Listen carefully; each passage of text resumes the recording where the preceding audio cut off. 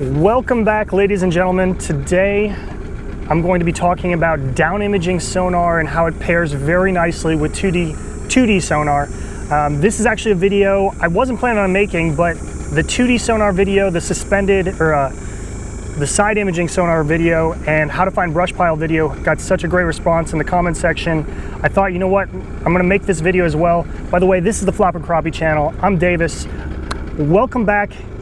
For those of you who are watching this series, and if you're new, I'm going to post all the videos that I just mentioned, the 2D sonar, the side imaging sonar, and how to find brush piles in the description below. You can check those out. You guys had such a great response to both the 2D and the side imaging. I thought I'd talk about down imaging and how it pairs well with 2D sonar. Now, before I actually get into down imaging sonar, I want to talk about a couple things in the comment section of the 2D sonar video. To talk about the 2D sonar a little bit, some clarification that actually goes along with the down imaging. So what happens when you got 2D sonar, I don't want to shut that off because I was having a little bit of trouble starting it today. When you have 2D sonar, you have a beam angle, some sort of beam angle. Depends on your unit and depends what you have it set up as, but that beam shoots out at an angle from your boat. If your boat's going like this, it shoots down at an angle. And what happens a lot of times, and I didn't mention this in the brush pile video, and I wish I should have, but that's why I'm making this now. When that beam angle cuts through, and let's say there's a brush pile right here, and it cuts out a corner and just kind of cuts the corner of it, you're not going to get a solid response. So if I go to my 2D sonar unit, well, there's a school of fish right there. Anyway, when I go to my 2D sonar unit here, that top of the red, that darker red, those are the solid colors, okay? So your brush piles, your heaviest pieces of cover are going to show up as those solid colors. But a lot of times when that beam only cuts the corner, gets a little piece of that brush pile, it shows up as blue, or on my palette anyway, it'll show up as blue or light green, and it doesn't give a solid sonar signal, and that's because the beam's too narrow.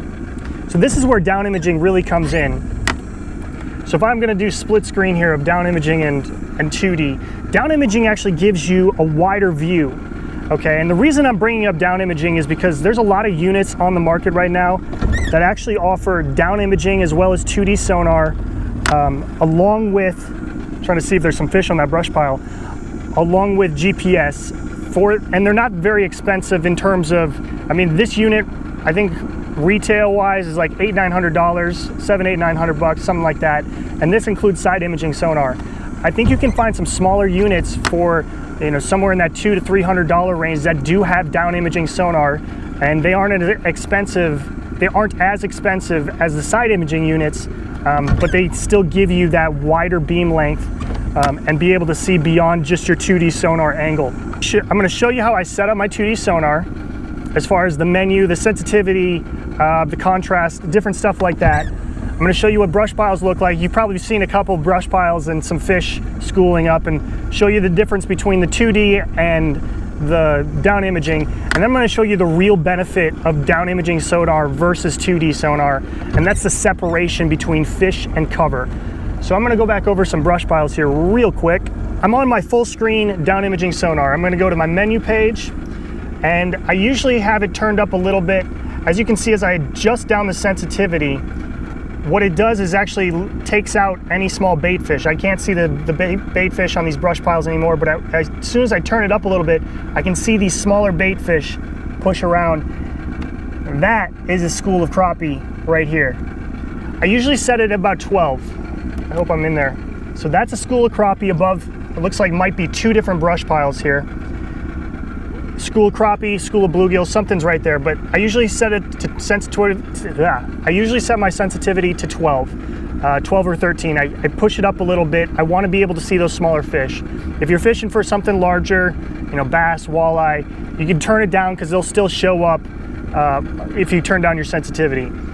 So the next thing I'm going to do is go to my lower range. Now, in my 2D sonar unit and my side imaging unit, I talked about I set my lower range, or your lower unit input, to 30 feet. And I did that for two reasons. One, especially for the 2D sonar, The first is I want to be able to see smaller fish on my screen. And what happens is if I set it to auto and I'm fishing in 50 feet of water, or I'm fishing in deeper than 30 feet, the unit, whatever you have, Humminbird, Garmin, Lowrance, is going to try to cram pixels into a larger area.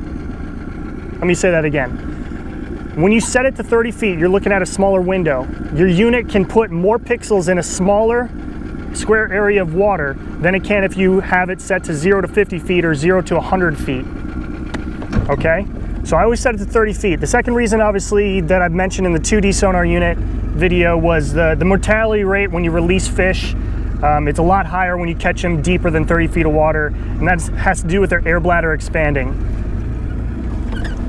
All right, so the next thing is the chart speed.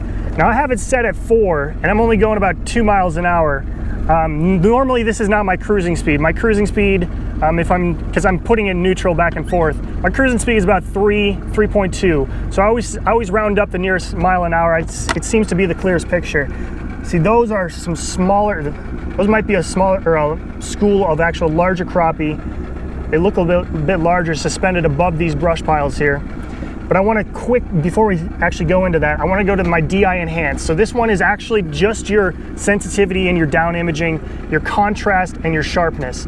As you can see, I have these turned up to a couple ticks above my midline. So my midpoint would be 10. I suggest you start there and then slowly turn it up to see if it clears the picture up, makes things, gives them a little more definition to the picture. That you're just gonna have to work with your own unit on that. I usually turn it up a little bit, both my contrast and my sensitivity. I personally feel it gives me a little bit better picture on this unit when I turn both those up. I leave my sharpness off. I find that kind of interferes with the picture a little bit. So that's actually how I set my unit up to make sure I can see the clearest picture. Now I wanna go to comparing these 2D imaging versus, or 2D sonar versus down imaging, and showing you the difference in the separation. So if I can go over some brush piles again here, if we can find some. All right, so here's one right here. Now, as you can see on my 2D side, it just looks like a clump. It just looks like a huge clump of, it could be anything. But when I go to my down imaging over here, I can clearly see the brush. It's actually stacked up like a Lincoln log cabin. So I have logs this way and this way, and they stack up like that, real nice. And there's a couple fish above it. But what I'm looking for when I use the down imaging sonar is, are there fish inside these brush piles or inside these deeper weed lines, especially thick weed lines? What happens a lot of times is, okay, here's a brush pile right here. Now, if you notice, my 2D sonar unit didn't pick it up, but my down imaging did. Look at that. My 2D sonar barely picked anything up, but my down imaging, there's definitely some fish above it. I'm going over a bigger brush pile right now, but there's some fish above it. There might be some fish inside it. That wider cone angle of the down imaging, that's why this is so useful, especially when you pair it with 2D sonar. The only downfall with down imaging sonar is it's not real time. Okay, there's a slight delay compared to your 2D sonar unit. So thick weed lines, and a lot of times you'll find these when I'm fishing post spawn, especially if I'm fishing that 8 to 12 feet of water, some deeper weed lines. The down imaging sonar unit is going to be able to separate the thick weed cover that shows up. It'll look something like this. The thick weeds will just be, well, they won't look like a circle, but they'll look straight up and down, but it'll be really thick. And you won't be able to separate out the fish. As you can see, there's some fish inside this brush pile right here. There's some fish outside this brush pile. You won't be able to separate those fish out from the deep weeds, and that's why down imaging helps so much. Now, this is an older unit, but the newer units especially are really good at separation and making a clear picture, not only in thick weed cover, but also thick brush like this. So the next thing is actually separation within the brush pile, and I pointed some out before. Now here we go. Here we got a brush pile. Looks like we got bait fish. I'm gonna zoom in here. Let me see. There we go. Now this is a first generation unit, so it's gonna be a little bit grainy. The second generation units, definitely units built after 2018, are going to have a lot clearer picture. So some of them are so clear you can actually tell the species of fish. This is the first generation, so it's gonna look a little grainy. but the thicker parts of this are gonna be my brush, okay? And these little parts outside of it, they're either bluegill, they're crappie, they could be some white bass, could be some largemouth and smallmouth. There's a bunch of different species in this lake right now. All right, here we go. Now this one, you don't even need to have some sort of separation. You can clearly see that there's fish stacked up right above this brush pile. Let me zoom in here. You can clearly see that this has got to be a school of crappie, just the way they're vertically stacked up and down.